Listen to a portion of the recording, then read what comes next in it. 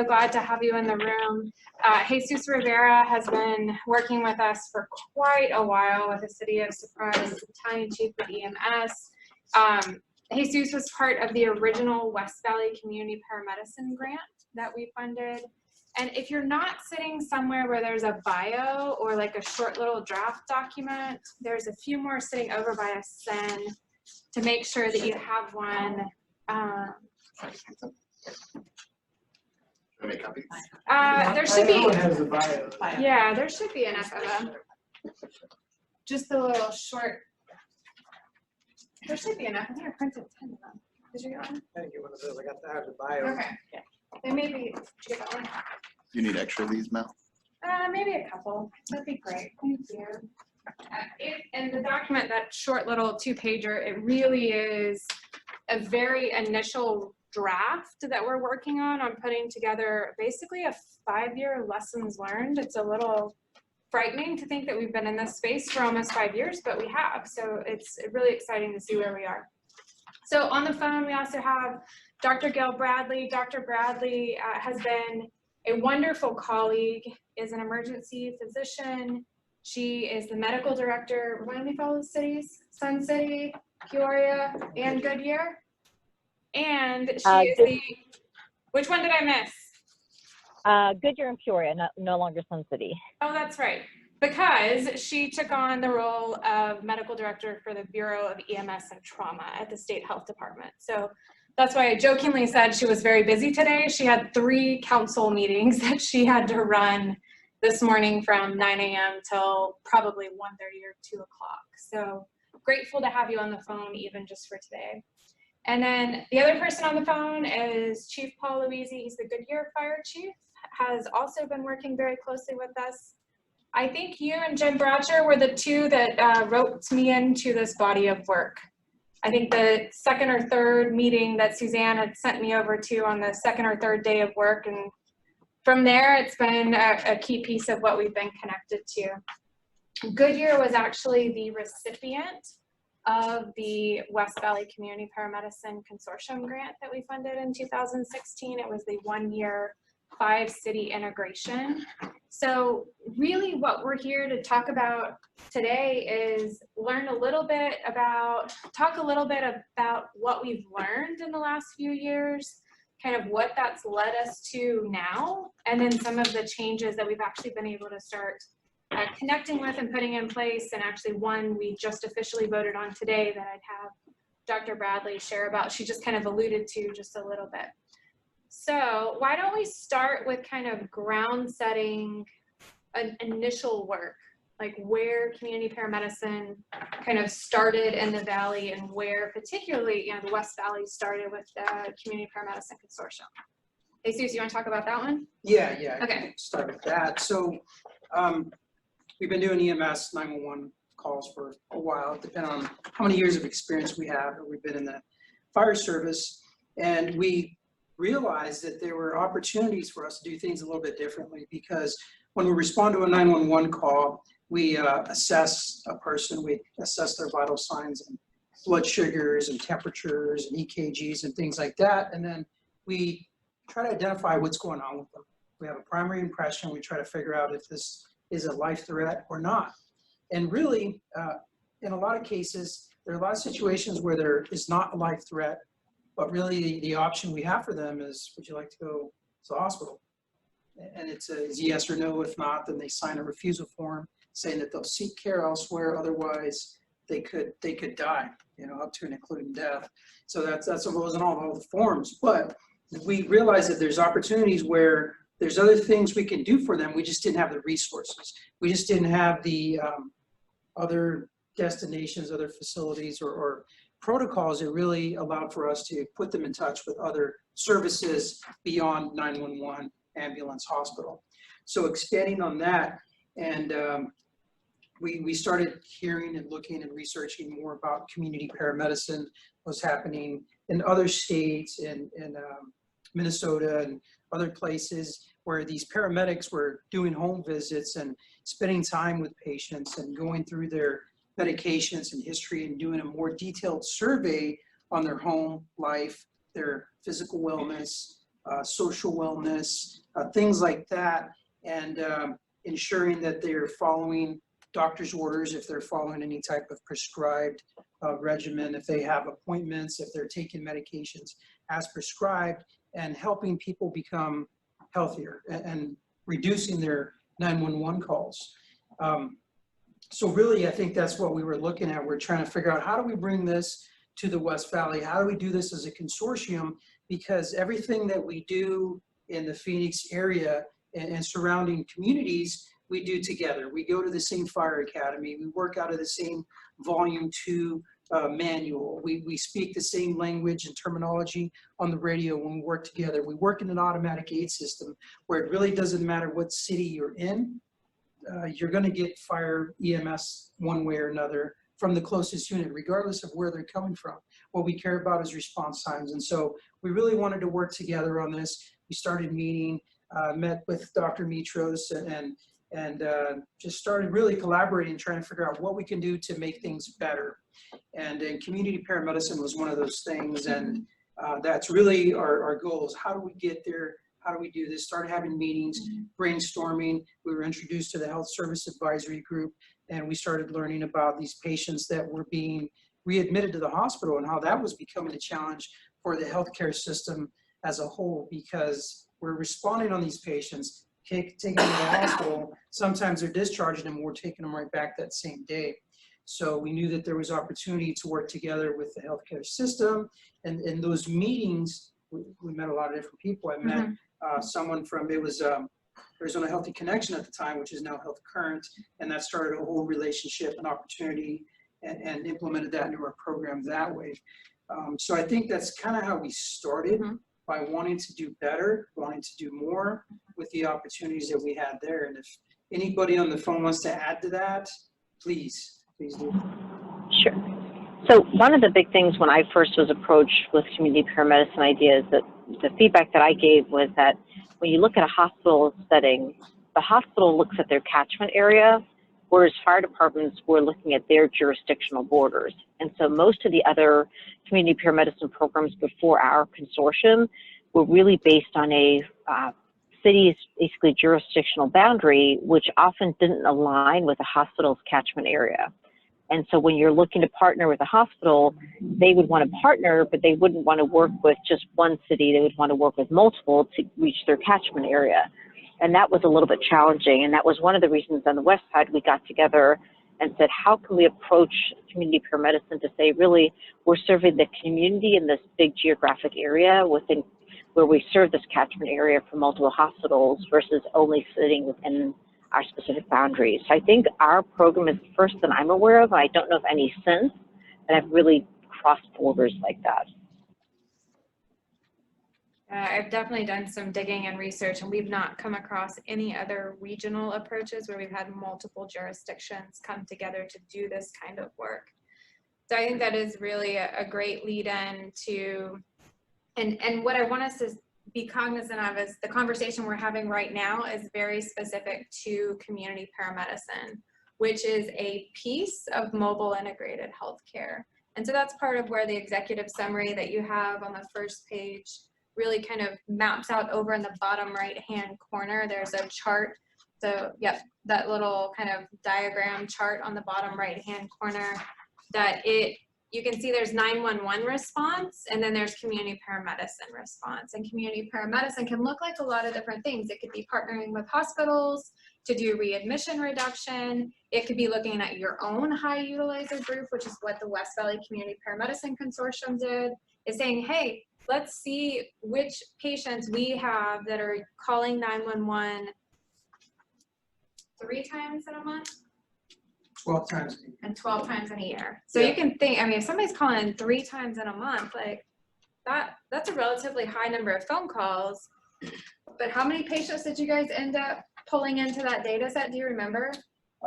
Yeah, I think we ended up having about 178 patients that were brought into the program initially.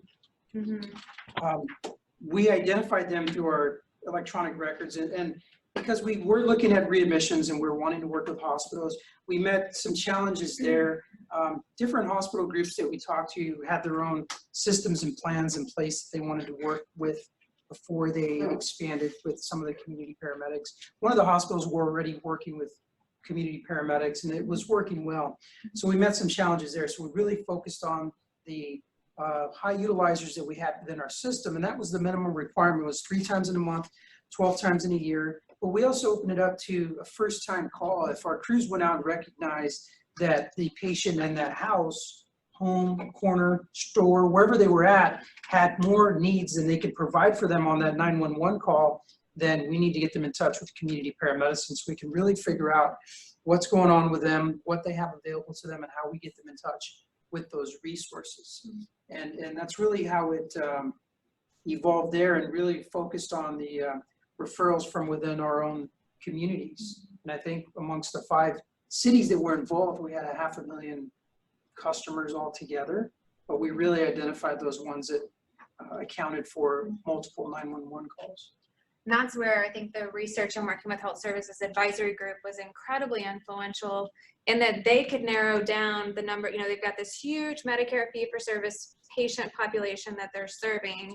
Well, then if they identify the ones that have multiple readmissions, and then they narrow down even further, that they can say it's within the first 3 days post-discharge that the majority of these high utilizers are accessing the system. And it focused down to such a very small, it was like 3 or 4% of, or less than 3 or 4% of their population, that they were able to, you know, bring focus from, we can't touch 5,000 patients, but we sure can touch 400. You know, same kind of case, we can't touch 5,000 community members, but we can very easily focus in on that 200 or 150 that really were challenging the system. Chief Louisi, would you mind sharing a little bit about some of the lessons that were learned during that consortium? Yeah, I think just to reiterate, certainly the strength of our success was really due in part to our partnerships that we had with our, not only our other cities, but also some of the vendors that we met along the way. And then obviously having that support of our medical director, Dr. Bradley, throughout the program really gave us the confidence to continue to kind of move this program forward. But some of the lessons I think that we pulled out of it, one was, and this was kind of in a little bit of ironic, the way it kind of played out is, when we first launched into the program, it was during the 2016 election cycle. So you had a lot of cold calling that was occurring not only from our program, but also from pollsters. And so a little bit of reluctance to answer the phone for the first time when they never recognized the number coming from the city of Goodyear or city of Peoria or city of Surprise. So that certainly set us back a little bit, but we were able to overcome that. I think we did find some difficulty enrolling some of our frequent flyers, our more loyal customers who would call 911 for non-emergent needs. And I think a lot of that was because they're comfortable in the social services that the fire department provides. They pick up the phone, they dial a 3-digit number, and then within 5 to 8 minutes, 4 people on a fire truck show up and help solve their problem. But we know for the system's long-term health and for the long-term health of the firefighters, this probably wasn't the best thing for the patient or really where the patient should be using these types of services. So trying to change that habit or that culture or that social norm for the patient certainly was a challenge for us.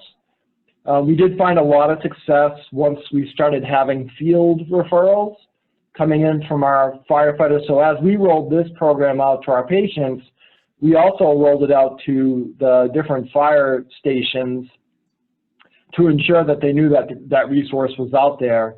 And so once the field referrals, so a crew would roll out on a patient and they could refer them electronically through our electronic patient care reporting system, and that would be captured in the database, and then the community paramedics would start following up with that patient within 24 to 48 hours and go out and make a visit with them. We found that to be very successful for us as well. So that helped us definitely quite a bit. I think we found that the patients had a big need for durable medical equipment, and so we were able to overcome that by either purchasing it at a Goodwill store, or again, working with some of our vendors to find some low-cost durable medical equipment. And then we also had our 3 labor groups that stepped up and provided some funding through gift cards that we were able to go out and purchase grab handles for the patients to be able to assist themselves up either from the toilet or from the bathtub or out of the shower, to ensure they had a safety mechanism to ensure that they don't fall. So that definitely was something. And then I think the other piece that we really found that we're finding in this grant cycle now that we're working in for our next community paramedicine pilot project is the need for reliable transportation. I think that's something that we're all experiencing for our most vulnerable population, is ensuring that they can have a dependable ride that takes them to the pharmacy, to the grocery store, to their doctor's visits.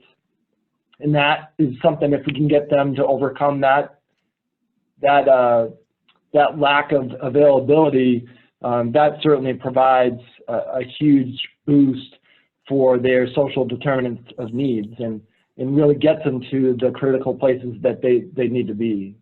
And then I think lastly is just when we have patients that are very complex, we also found that there's a very low likelihood of success with this program. So patients with multiple comorbid illnesses and a lot of other social determinants of need issues, we found those patients to be very complex, and we found that we had less success with them than patients that maybe hadn't reached that point. Maybe patients that were that we could intersect before they got into that more complex scenario, we had the most success with. I think that's some of the lessons learned. Yeah, and I'll kind of tag on to what Chief Louise is mentioning there.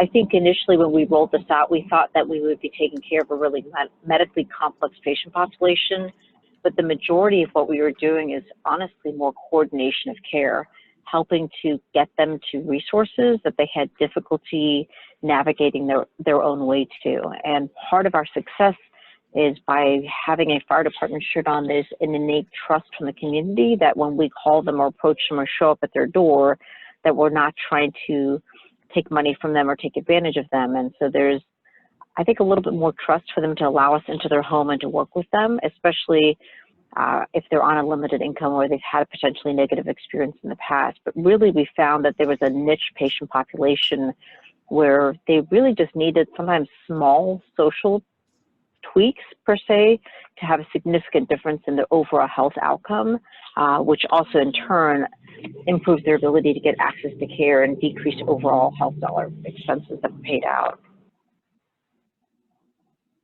Dr. Bradley, that's really helpful, and I think that connects on in any of you, whoever wants to speak to it around the current funding. So VITAL is funded for a year. There was about a year that the program wasn't necessarily active, but still there was a lot of partnership. There was so much partnership lift that had happened. And then who or all of you want to talk about the United Healthcare grant and kind of where you sit now with that? So I'll talk about that a little bit. Okay. Yeah, so we had an excellent opportunity here, and we did learn a lot from the opportunity we had from this grant. It was fantastic, and we were all really sad when the funding ran out and we had to stop the program. Some of the cities still had an opportunity to do a couple hours every now and then to continue somewhat providing community paramedicine, and surprise, we just didn't have any.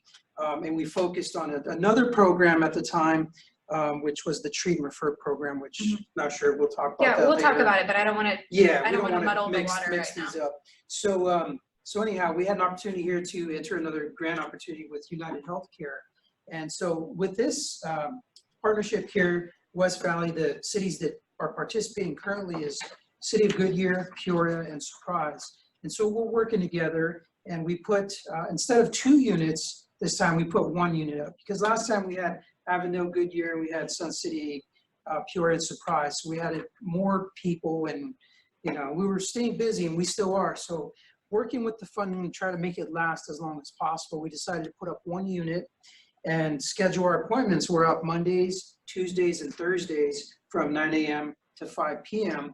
And so when the community paramedics arrive, they start scheduling appointments with the referrals that came in, and then they go out and visit. Some of these folks may not have a phone number. They may not have a phone at their house. So they'll go out, just knock on the door and try to see if they can visit with them at that time. And sometimes folks schedule the appointment, they accept it and let us in. Sometimes folks are maybe not having a good day and ask us to come back and reschedule for the following week. So we do have some challenges there, but we do get to talk to a lot of people, sit down with them, sit down with their family, and figure out what it is they have going on.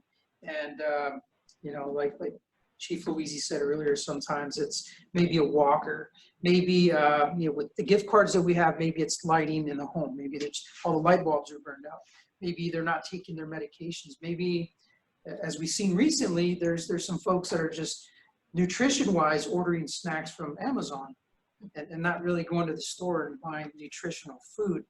So that's a problem, and we recognize that. And so we're working to just trying to figure out what they have going on. But with this program here, we've learned some lessons. Luckily, we have a dedicated person running the administration over at Peoria. They're the ones that put the files and folders together. Last time we had one in Goodyear.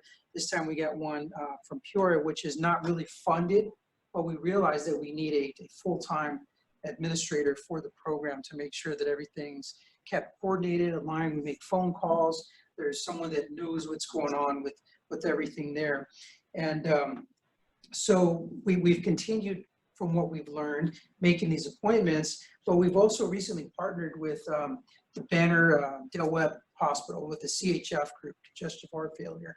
So patients they have there that are diagnosed with congestive heart failure, being admitted to the hospital and discharged, we started to visit with some of their patients. Most recently, I really can't give you any good feedback because I think we just visited with the first one maybe this week. So I don't have that feedback yet. But our goal last time was to get there. We weren't able to get there, but we are now. So that's kind of a little bit of expanding the program opportunity and seeing some different patients that are not just by field referral, but referred from our closest hospital systems for members that we transport to the hospital and are being sent back to our community. Our program, we anticipate, will last us about a year. We worked with United Healthcare to put the data together on some of the metrics that they were looking for. And as we've been learning here and working with the Arizona MIH group and working with payers, is we thought that maybe there was a list of things that they wanted. Like, hey, just give us your list of things that you're looking for, and we'll document, and we'll achieve that. We'll get what you need. But there really isn't a secret recipe or a list that they can hand us. We kind of have to create and develop it as we go, as we grow, as we learn.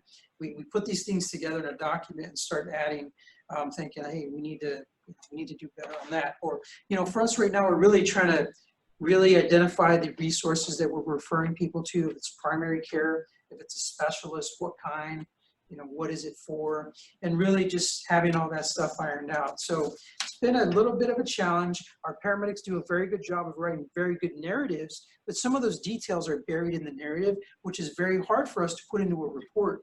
So we've had to add more drop downs and more questions that we formulate that are specific to those data points that they're looking for, so that we can easily run a report and give them, hey, these are your numbers for this. These are numbers that went to behavioral health. These are your diabetic patients and CHF patients. So we've learned a lot that way, and we're really worked on that electronic record to ensure that we can capture what United Healthcare is looking for. Our hopes is in the end that if everything looks well, that we can hopefully enter a contract And the way we run our program is we're paramedics. We don't have a nurse practitioner or physician's assistant going out there because, as was mentioned earlier, these aren't patients that really need medical care and treatment at the time that we're visiting them. When they call 911, they might because they've let it go so long, they didn't take the meds, they're injured from a fall. But in this point, in this setting, there's not really a huge need for that. So as paramedics, we feel that we are able to help identify their needs, navigate them to the resources that they need to go to. And if we have questions, we can reach out to our medical director, which is Gail Bradley, who's also on the phone, to provide us with guidance. But that's kind of where we're at now. Yeah. And we're still learning, again, growing. And yeah. Any initial questions? And this has stayed very focused on the community paramedicine. So the work we initially funded with the West Valley Consortium and now the United Healthcare Partnership in the West Valley. Any questions come up from what they've shared so far? Well, just a comment, you said that they were looking, or UHC was looking for some metrics to judge what the value or the success of the program. The one that comes to mind for myself would be, whatever you want to call it, the readmissions or, the number of calls per month, week, year, whatever, going down. Is that true or? Yeah, so what we found from the first term of the Vitalist funded program, we had an 89% reduction in call volume from those patients that were identified as high utilizers. We had less 911 calls than there were patients in the program. So we felt that that was success. And again, we were all, all the fire stations, us in the program, we're all just kind of, again, sad. Like, man, I can't believe that we're not going to be doing this anymore, that we're not going to be visiting with these patients. And our goal wasn't for them to become reliant upon our program so that we're seeing them every week for a year. I think 3 times is really all we, plan on seeing them. We're not trying to fill that gap that's missing. We're trying to put them in direction of where they need to go and just navigate them. And that's how we're viewing that program. But yes, we're hoping to have the same type of numbers here with this program. But I know that it works because something new comes out and anytime there's change in any organization, members are always wondering, what's this gonna do? Is this gonna improve or not? Is this gonna be a failure? There's always question about it, doubt, perception may not always be real clear and positive, but the feedback that started coming in was very positive when our members were telling us that, hey, this stuff works because, that patient that we sent you or we talked about last time, they're not calling us anymore. They still live there, but they're not calling us for that reason anymore. So it did reduce that volume. And again, these calls sometimes were repetitive, but there's really nothing that we could provide them at that time because they needed something more than we had in our box in the fire truck. And so that's, I think, how we measured our success and are looking forward to that. Maybe a follow-on question, and I don't know how sensitive this is, but what kind of, when you're talking about 89% reduction, which is fabulous, if I'm a union leader, I'm looking at maybe loss of jobs in the future. Was there any pushback from the union or comments like that from, concern among paramedics that what are we doing here, or pushback from the union? That's a great question. And I think initially somewhere in the valley, there was some concern that, well, if this causes us more to have to go out more or do more, causing more call volume in the end, then it may not be a good idea. And again, it's the change that is presented and what people's idea of what that's going to look like in the end, what's the end result going to be. Didn't end up being that, but no. So our communities in the West Valley and everywhere here in the Valley continue to grow. Our population continues to grow. I think our call volume increases by 4%, at least in Surprise it has every year. So, and they know that the number of calls that are there, quality, like as far as how we can intervene and make a difference, like actually putting out a fire or actually pushing medication into somebody to change their current condition, was reduced because of these types of calls. So there was actually support, and we did include them on the front end, and it's been good because I think here in the Valley we work on having a really good labor management relationship, and everything that we do, every committee we have an equal number of labor representatives as we have management representatives. So we try, we keep everything equal. And so luckily we had their support. There wasn't really any pushback in our organizations to do this. We had multiple people sign up for the program, so we can only choose a handful of people, and we had a good list to choose from. And so I think it was well supported. It made a difference, and we still have that support from the labor group. Yeah, so I think we're very fortunate that way. And again, I think it just goes back to having that positive relationship with being equal, informing them on everything, not just dropping something on the table and say, hey, here's what we're doing now. If it's like a plant, we're going to grow it together and talk about the soil and the fertilizer and how much water and all that stuff we're going to use to make this quality product. And I think that helped us. Thank you. You're welcome. Any other questions? Yeah. Yeah.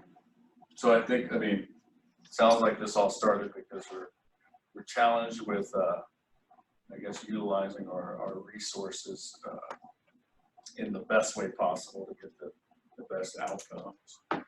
And so you guys had 89% reduction is phenomenal, as Tom said. Have you guys been able to really figure out and quantify kind of that cost impact on the system in terms of if this intervention and this community paramedicine model was not in place, what would the true cost be, or what's the offset looking like? I know this is a tough thing to follow, right? But that's why I ask it, because it's a complex thing to try to get a hold of. But at the end of the day, right, that's what the contracts with the plan. Yeah. Sometimes it's a little bit difficult. And I know Chief Louisi, Dr. Bradley, they have some good information. Chief Louisi probably has some numbers there.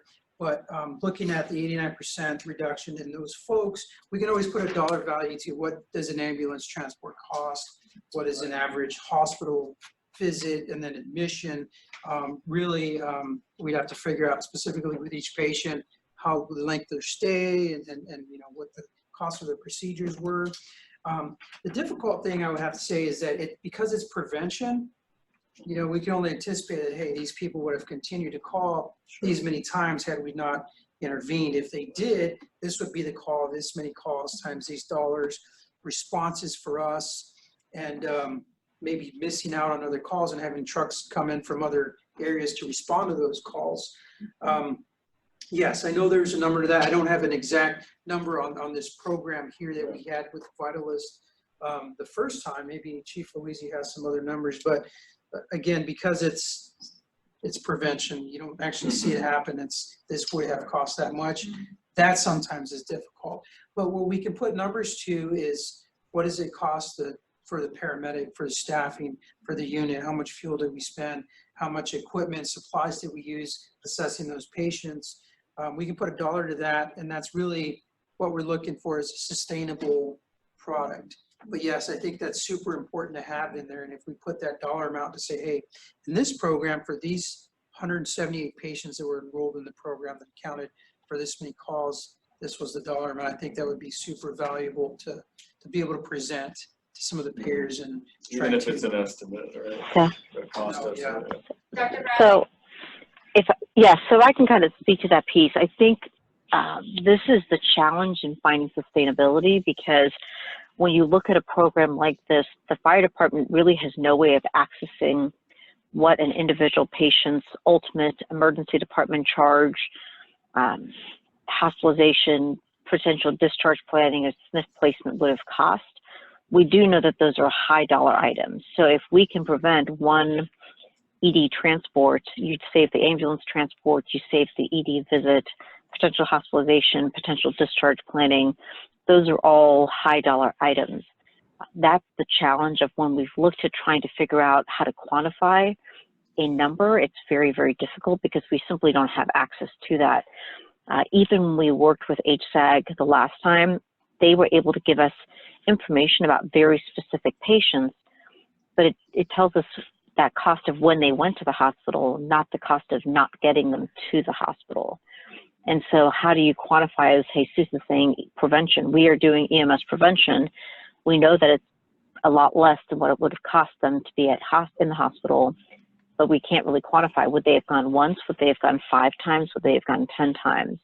And what those numbers are. What we do know, and I can tell you in the hospital setting, those high frequency utilizers, they have hospital balances that range up to $1 million for that specific patient, just based on ED visits and frequent hospitalizations. So we know that there's a savings, but trying to quantify in a prevention setting what that savings actually quantifies to is very difficult. Mhm, understand. So that said, there. Yeah, I wanted to jump. Go ahead, Chief. Yeah, I guess maybe to throw another number at you. You know, we know Jesus, myself, and Chief Bratcher over in Peoria probably know that, you know, to run an engine out to the same call, 4 persons on a fire engine, is going to cost us anywhere from, you know, $250 to $275 a call. But we know in this model, a 2-person in a Tahoe model is going to cost us significantly less, anywhere from probably $150 to $175 per call. So from a fiduciary standpoint on the city side, there's definitely a savings there. You're not rolling a big engine down the road. Now, yeah, I think as our EMS model starts to really mature and we start to look at different ways of providing, you know, this EMS prevention, I think you can kind of use that in concert with the hospital's costs to understand truly what the savings is to the system. But, you know, as Dr. Bradley stated, because we really didn't have a lot of healthcare partners willing to step up on this prior project to really understand what an inpatient stay would cost that particular patient, it was difficult to quantify that number. But we're hoping with the UHC model that we'll have more success and be able to maybe model out some patients and try to truly understand what the savings is to the entire system. Mm-hmm. Definitely, and that's a piece of what so from Vitalist perspective, a next step that I'm looking at taking for us is to support how do we bring together some of these insurance actuaries and folks who know how to navigate these numbers. It's not my expertise, it's not Jesus's, nor Dr. Bradley, nor Chief Louise's, but really identify who those experts are, you know, really try to work with University of Arizona, with NAU, with ASU. I've actually had conversations with all 3 universities. All 3 universities are very interested in working together on this to figure out how do we quantify and put a dollar to the resident cost, you know, the person, the patient's cost savings, the city's cost savings, or the EMS agency's cost savings, and then, you know, rolling it up to this more system-wide type conversation around health insurance plans. You're really looking at that whole spectrum and being able to put dollars to those pieces as much as we can in that space. So it's on the planned docket for trying to dig in and figure out what does that look like. Tom? Yeah, in evaluating these metrics, I'm wondering, and maybe this is a question for you, Melanie, before we got into this, were there metrics or are there metrics out there by other cities across the nation or other countries around the world? I think like Israel and Europe that sometimes are ahead of us in certain things. Were there metrics out there in this very same topic that we could or have looked at or could use to see what metrics they use to justify their programs? There are some. I mean, we have such a different healthcare structure and payment for healthcare structure in the US that makes it, there's very good comparison for the programs and like how they're designed, how they're developed. Their program is actually very similar to many programs we see in other countries. Somewhat similar to several other programs in the United States in the sense of being very focused on 911 high utilizers. We have a lot of different models even in Arizona where some are utilizing nurse practitioners or physician's assistants. And the reason why they're using them is because those are actually providers. Those are recognized providers in the reimbursement space. And so they can be reimbursed. Now, that said, as Dr. Bradley spoke to and Jesus spoke to, that's not the level of care that is needed. That's too high a level of care. But it is the level that is reimbursed. But it is the level that's reimbursed. So in Tempe, they utilize a nurse practitioner model. Mesa used a nurse practitioner and a PA. There's been several that have, Scottsdale, they used a nurse practitioner and a captain paramedic to do their high utilizer. Theirs was focused on emergency room readmission or hospital readmission. Their program closed down. Scottsdale's program closed down because even with the reimbursements and the hospital supporting the work, they couldn't justify the cost of those two personnel because the cost of what was being, the requirements of what was needed medically just didn't match. It was a mismatch. So there definitely are some other programs. Metric-wise, I'm not 100% sure because our healthcare system and payment within healthcare system model is so different. When you say our, I mean Arizona. United States. Oh, that's United States. Yeah, United States. So we do have a couple of models in the US that have established themselves really well. MedStar in Texas in the Fort Worth area has a very robust program. They are a single EMS service provider for an entire Fort Worth area. So that's a very different model than we have in Arizona with municipal-based fire departments being the majority of our EMS response. So they have been able to do contracts with health plans. They've got, I think, Blue Cross Blue Shield, United. They've got a couple of others. I think they have 4 health insurance plans that they're contracted for very similar work as to what the West Valley group is doing with United Healthcare. So we're moving that direction here in Arizona, I think, with a lot of the work as to how do we start to braid some diversified funding while recognizing that these are municipalities that may have city councils that don't want to bill for services because they think that this is already covered with taxpayer dollars. So it's a much larger conversation. Dr. Bradley. Hey, Melanie. Go ahead, Chief. Yeah, and I guess the other point to make about Texas is they are a non-Medicare reform state. So they're in a different, certainly in a different situation than Arizona from that standpoint. And I think because they have over, I believe the last number I've heard, over 54% are uninsured in that state with a huge mental health crisis going on, that they depend, greatly on EMS to kind of solve their problems, whereby the hospitals are almost begging the EMS services to please fix this because they can't control the volume in the emergency rooms. So I think we're a little, I think that's another additional piece where we're different. But as you stated, I think there's still a good model to follow, but just trying to fit it into our square peg of a system in Arizona.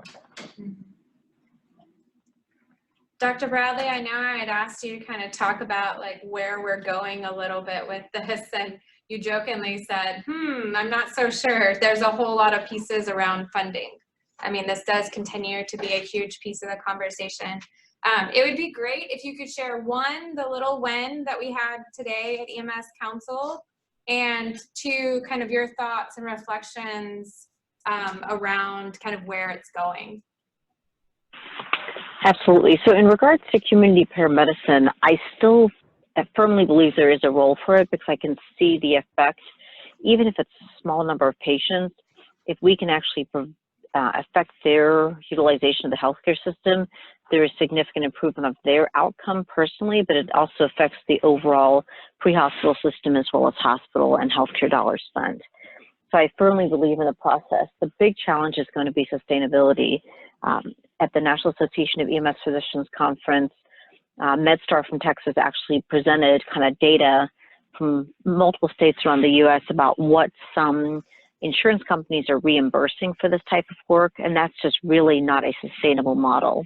The dollar figure that on average they're paying from a lot of insurance companies are not a number that you could do this on a regular basis and sustain it, especially knowing that these patients, these aren't quick visits or encounters. You have to have staffing, equipment, personnel, insurance much less the time that you actually spend with the individual. So I think until the insurance companies get on board that we really are going to save them money, I'm not sure that there's going to be a huge forward movement of continuing community paramedicine because we need it to be sustainable.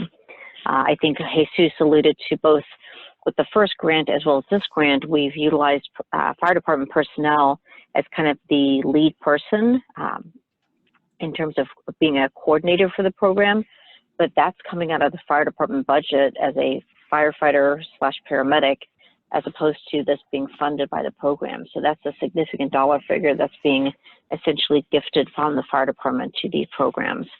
So not trying to be, I think it's my positive spin is, I think it works. I 100% firmly feel that this is a cost saver to the payer, but getting them on board to really pay at a sustainable rate, I think will be an ongoing challenge.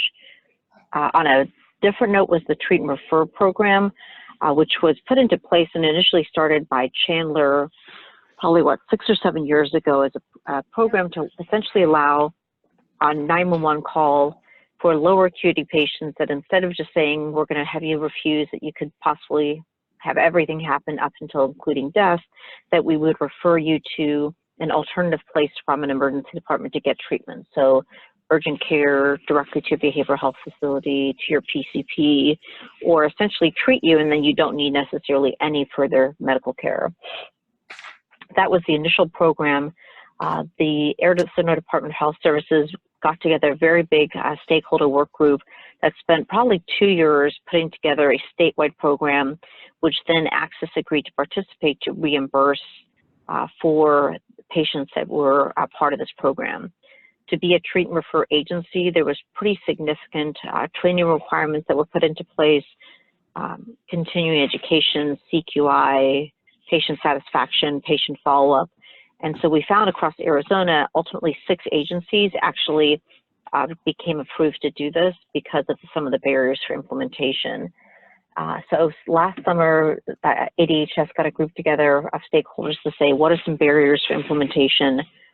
We had 2 follow-up meetings to that and subsequently presented today an updated treat and refer program, which has significantly pared down the requirements to hopefully eliminate 99% of the barriers to entry. We still have standards in place, but I feel like there are standards that can be easily maintained and put into place. So that was approved officially today, which I think will hopefully help access. One of the other barriers has been, I think, Jesus and Surprise are the only agency that currently bills Access because of some of the barriers in that end.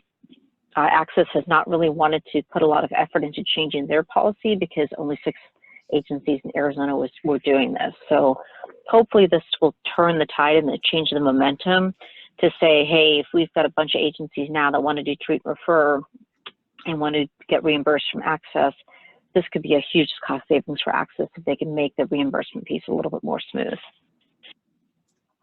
Yeah, it was an incredible win. The training hours went from 12 to 2. And this is a 2 at a minimum? Yeah, 2 is the minimum, definitely. 2 is the minimum. There's so many departments that will have more training than that. But the initial requirement before was 12 hours. Now the initial minimum requirement is 2 hours to get started on it, with the behavioral health as the primary required disposition to be able to, you have to do behavioral health. So if someone's having a behavioral health crisis and you can connect them directly to a behavioral health facility, that is a treat and refer type opportunity. We do have a lot of we have some national opportunities that are coming through eventually when Center for Medicare and Medicaid Services finally approves it and goes forward. Emergency triage and treat and transport, which will be the Medicare side of a little bit of an enhanced kind of treat and refer for what we have here for Medicaid. But the ET3 model, it would allow for actual transport and payment by transport through ambulance. It's not a perfect model either, but you know, we're really starting to see more and more models come together where if we can layer these pieces together, we've got a way better way of caring for our community through our emergency response. So we've got a couple of minutes for a few more questions. If anybody has any additional questions. I got a question online. If someone can let me know if it's okay to You're ask. good, Nick. Go for it. All right, so I understand transport times are a real problem when you are transporting, say, non-emergency, condition. You're got a unit, they're off to some hospital to drop a patient off somewhere, and then back to whatever station, and that can impact availability of EMS units or even impact other municipalities. Can you talk about if there's been any impact on the transport time or transport availability from this program? Is that a secondary benefit for EMS? So you're asking about the program that was just mentioned, the ET3 program that relies on ambulances to provide alternative destination and treatment options. Is that correct? Yeah. Okay. So that program has not started yet.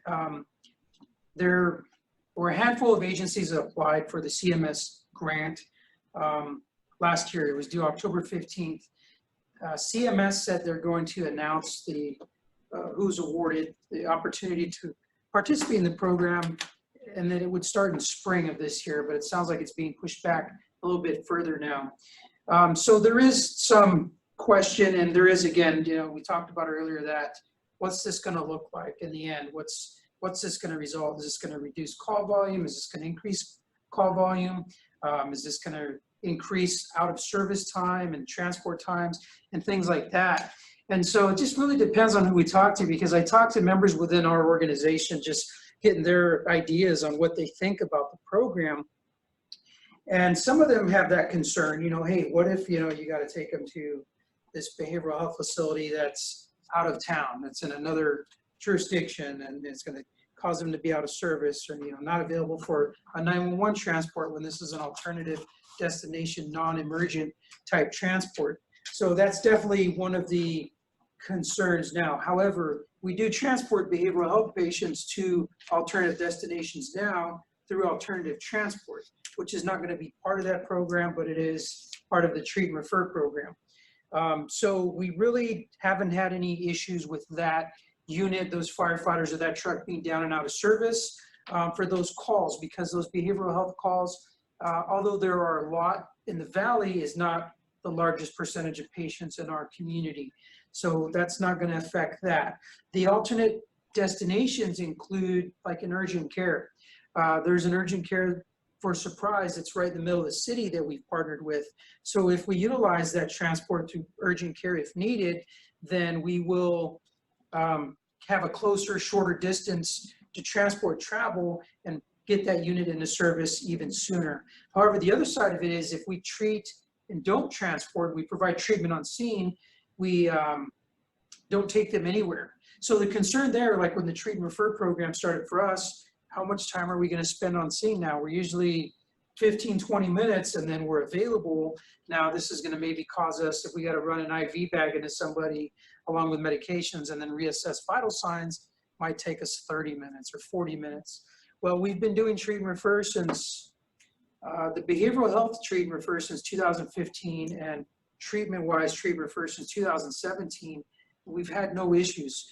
We've been able to meet our response times. Our community continues to grow, so we're adding more fire stations to take care of the outlying areas, but there hasn't been a concern about that unit being out of service to provide care for that customer.